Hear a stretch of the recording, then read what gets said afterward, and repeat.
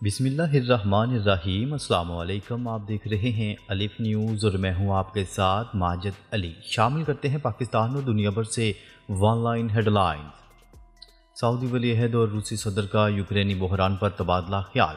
سعودی ولی عہد شہزادہ محمد بن سلمان نے روسی صدر ولادیمیر پوٹن سے فون پر بات کی۔ کال کے دوران انہوں نے سعودی عرب اور روس کے درمیان ممتاز تعلقات اور دونوں ممالک کے درمیان تعلقات کی سطح کو بلند کرنے کی کوششوں کی تعریف کی۔ سعودی پریس ایجنسی کی رپورٹ کے مطابق مختلف شعبوں میں دو طرفہ تعاون کو فروغ دینے کے طریقوں پر بھی تبادلہ خیال کیا گیا۔ متعدد امور اور مشترکہ دلچسپی کے امور پر بھی بات چیت کی گئی، جن میں یوکرین روس بحران میں پیش رفت اور اس سلسلے میں کی جانے والی کوششوں پر تبادلہ خیال کیا گیا۔ بیروت کے مضافاتی علاقوں پر اسرائیلی حملے جاری، انخلا کی نئی ہدایت۔ لبنان پر اسرائیلی حملے جاری ہیں۔ صہیونی فوج نے بیروت کے جنوبی مضافاتی علاقوں کے رہائشیوں کو انخلا کے لیے نیا انتباہ جاری کر دیا۔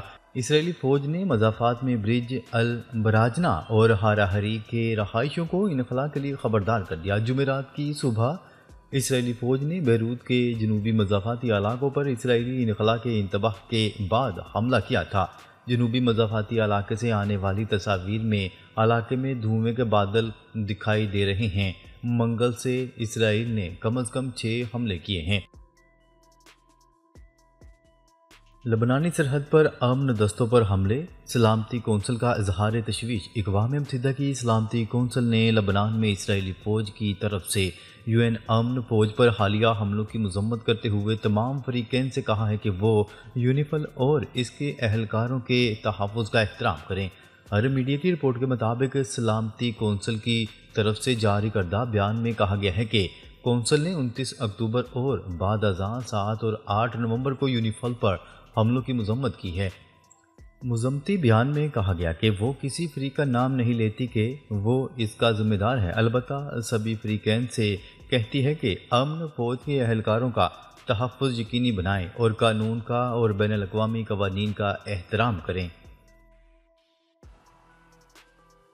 یمنی حوثیوں کا امریکی بحری جہازوں کو نشانہ بنانے کا دعویٰ۔ یمنی حوثیوں نے اعلان کیا ہے کہ انہوں نے بحیرہ احمر اور بحیرہ عمان میں امریکہ سے تعلق رکھنے والے 2 ڈسٹرائر اور ایک طیارہ بردار بحری جہاز کو نشانہ بنایا ہے۔ بین الاقوامی خبرسہ ادارے کی رپورٹ کے مطابق حوثیوں کے فوجی ترجمان یحییٰ ساری نے دعویٰ کیا ہے کہ حوثیوں نے بحیرہ احمر اور بحیرہ عمان میں 2 حملے کیے جو 8 گھنٹے تک جاری رہے۔ یمنی حوثیوں کے فوجی ترجمان یحییٰ ساری نے دعویٰ کیا ہے کہ ہم نے یہ حملہ ایسے وقت میں کیا جب امریکہ یمن پر حملے کی تیاری میں مصروف تھا۔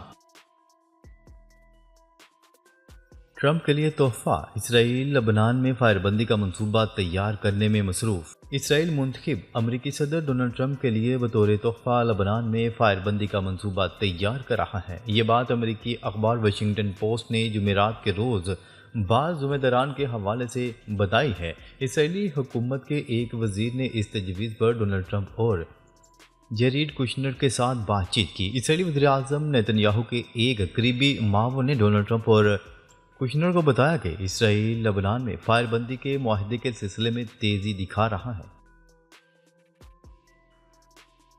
2050 تک اسلام دنیا کا سب سے بڑا مذہب بن جائے گا، ریسرچ رپورٹ۔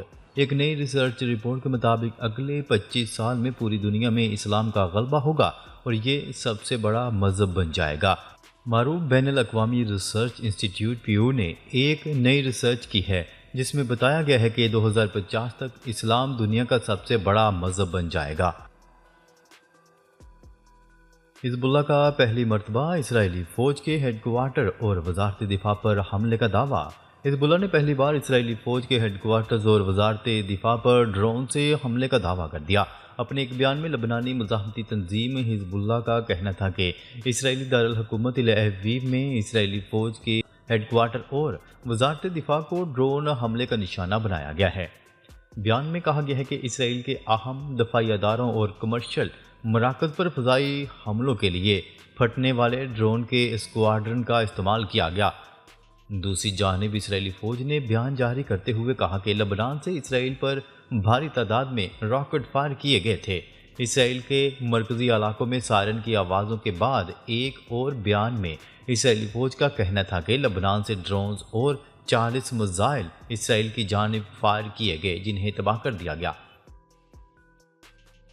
اسرائیل غزہ میں انسانی حقوق سے متعلق سنگین خدشات کو دور نہ کر سکا۔ یورپی یونین خارجہ پالیسی چیف یورپی یونین کی خارجہ امور اور سلامتی کی پالیسی کے سربراہ جوزف بوریل نے غزہ میں جنگ بندی کے لیے اسرائیل کے ساتھ مذاکرات کو معطل کرنے کی تجویز پیش کر دی۔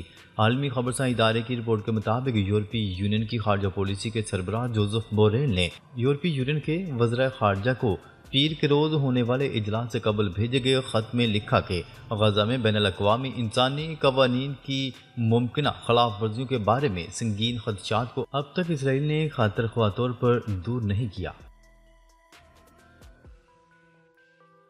امریکہ غزہ جنگ میں حقیقی توسیع وقفہ چاہتا ہے۔ اینتھونی بلنکن امریکی وزیر خارجہ نے کہا ہے کہ غزہ جنگ میں حقیقی توسیع وقفہ چاہتے ہیں تاکہ ضرورت مندوں تک امداد پہنچائی جا سکے۔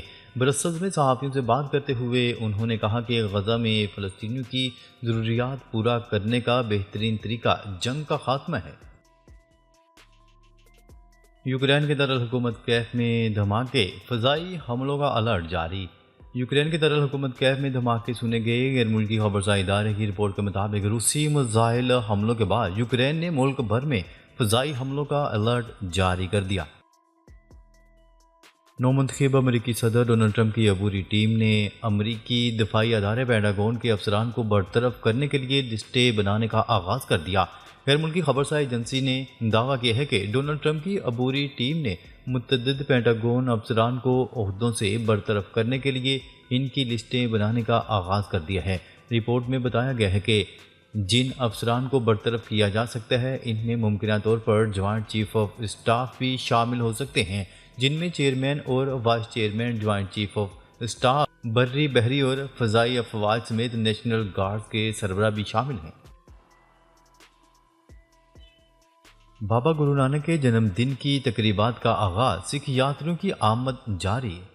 ننکانہ صاحب میں بابا گرو نانک 555ویں جنم دن کی تقریبات کا آغاز ہو گیا۔ دنیا بھر سے سکھ یاتریوں کی آمد کا سلسلہ جاری ہے۔ گورنر ہاؤس کراچی میں بابا گرو نانک کے جنم دن کی مناسبت سے تقریب ہوئی۔ آتش بازی کا شاندار مظاہرہ بھی کیا گیا۔ امریکہ سے 28 رکنی وفد گردوارہ جنم استھان پہنچ گیا۔ 3 روزہ تقریبات 16 نومبر تک جاری رہیں گی۔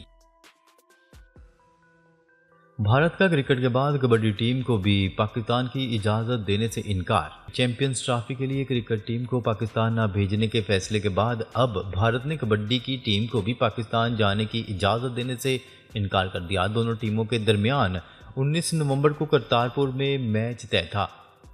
بھارت کے فیصلے سے حریف کبڈی فیڈریشن حکام نے پاکستانی منتظمین کو آگاہ کر دیا۔